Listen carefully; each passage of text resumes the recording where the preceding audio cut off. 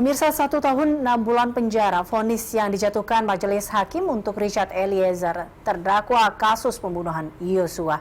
Vonis ini jauh lebih ringan dari tuntutan 12 tahun penjara oleh jaksa penuntut umum. Bagaimana kemudian praktisi hukum menilai hal ini?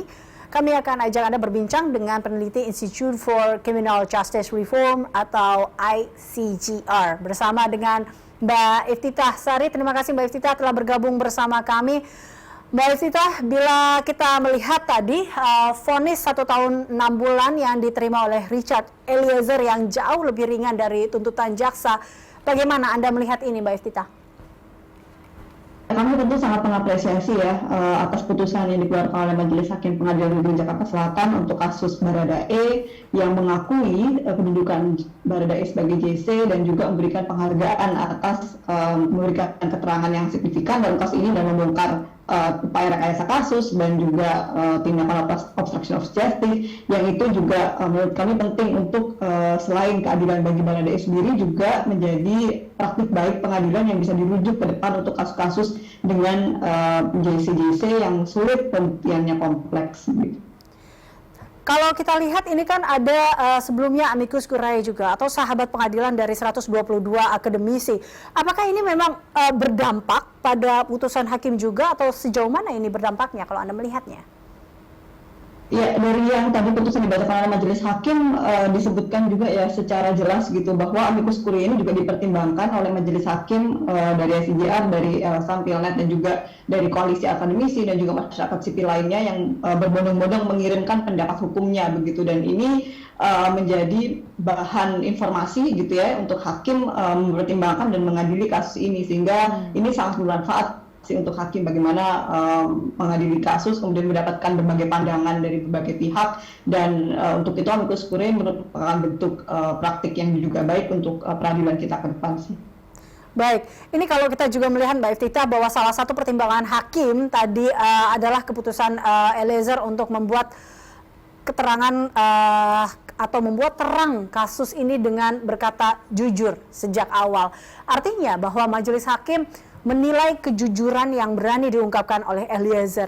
Hal ini juga kah yang membuat vonis yang dijatuhkan kepada Eliezer ini lebih ringan?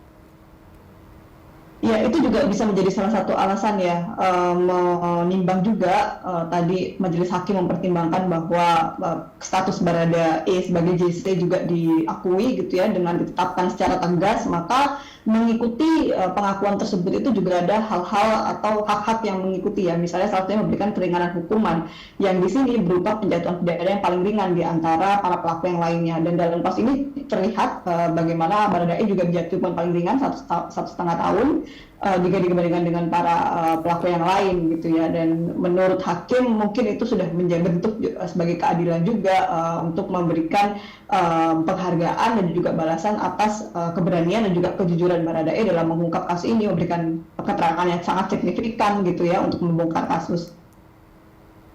Ya, ini memang kalau kita lihat kejujuran yang dibawa oleh Richard Eliezer di setiap persidangannya, dan Anda juga melihat bahwa ini yang memang salah satu menjadi pertimbangan hakim.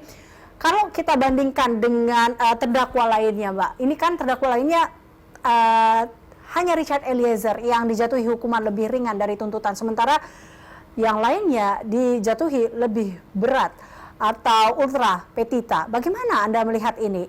Apakah memang kalau dilihat ada ini sesuai dengan pertimbangan yang hakim berikan atau seperti apa? Ya, terkait berat ringan hukuman memang itu menjadi kewenangan majelis hakim ya untuk memutuskan begitu untuk terdakwa yang lain, untuk PC, RR dan juga KM gitu. Cuman mungkin kalau dari pandangan ICJR untuk vonis Sambo sendiri, kami sangat menyayangkan ya majelis hakim memilih menjatuhkan pidana mati begitu ya. Padahal menurut kami sebetulnya tuntutan penuntut umum dengan penjara seumur hidup itu lebih tepat dijatuhkan ketimbang dengan pidana mati. Tapi kalau apa yang menurut Anda putusan itu tidak tepat, dan kita melihat bahwa ini keluarga padahal cukup mengatakan itu adalah sebuah vonis yang cukup tepat diberikan oleh hakim. Ya, ICJR sendiri sebenarnya kami ada di posisi bahwa kami menentang hukuman mati untuk diterapkan dalam kondisi apapun, termasuk juga dalam konteks ini dalam kasus Sambo ya.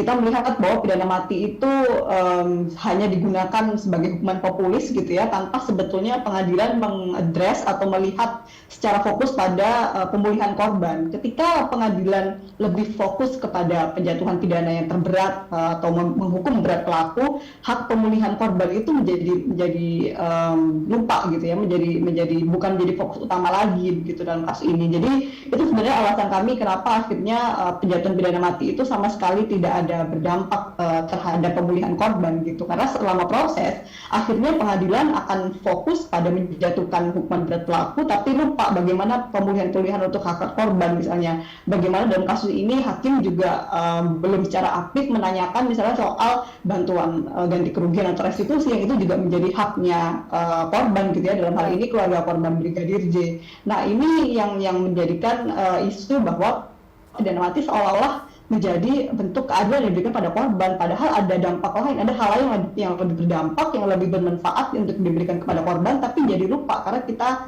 terlalu sibuk dengan fokus pada menghukum berat pelaku gitu.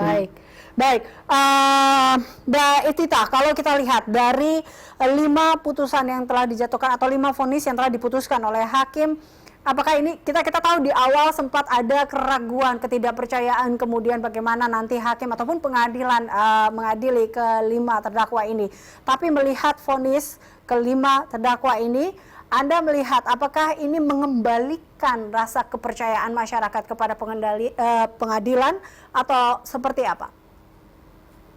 Ya, kalau posisi sejarah seperti yang tadi di awal ya, bahwa kami di satu sisi kami mengapresiasi untuk kasus Baradae begitu ya, bagaimana pengadilan memberikan praktek yang baik untuk memperlakukan JC, yang ini juga ke depan juga penting untuk ditiru atau dirujuk oleh kasus-kasus ke depan. Tapi di sisi lain penjatuhan pidana mati yang seolah-olah mengeksploitasi amarah publik, bahwa ya memang publik marah terhadap kasus ini, kemudian dengan demikian menuntut dengan hukuman yang seberat-beratnya. Nah, maka sikap yang populis ini juga kami agak sedikit kritik gitu ya, terhadap yang dipilih oleh pengadilan untuk menjatuhkan pidana mati.